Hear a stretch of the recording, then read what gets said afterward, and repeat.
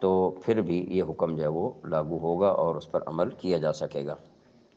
اس کے بعد عبادات کے حوالے سے فرمایا کہ نماز قائم کریں اور زکوٰۃ ادا کریں۔ جب بھی کوئی عہد کر لیں تو اپنے عہد کو پورا کرنے کی ان میں عادت ہو، کہ وہ اپنے عہد کو پورا کرنے کے عادی ہوں، اور تنگی میں، تکلیف میں، نیز جنگ کے وقت میں صبر اور استقلال کے عادی ہوں، کہ ہر حال میں وہ صبر کرنے والے ہوں۔ اب یہ ساری جو چیزیں یہاں بیان کی گئی ہیں، اعتقادات بھی، عبادات بھی، اور لوگوں کے حقوق وغیرہ، مال خرچ کرنے کے حوالے سے بھی، صبر کے حوالے سے بھی، یہ ساری صفات بیان کرنے کے بعد ارشاد فرمایا اولئک الذین صدقوا، ایسے لوگ ہیں جو سچے ہیں۔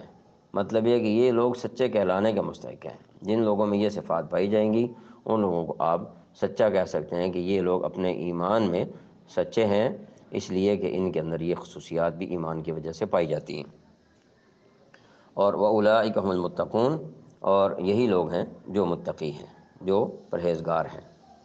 یعنی اگر سچائی کی اور تقوی کی علامات دیکھنی ہوں کسی میں، تو یہ علامات جتنی جتنی جس میں پائی جائیں گی، اتنا اتنا وہ سچا اور متقی ہوگا۔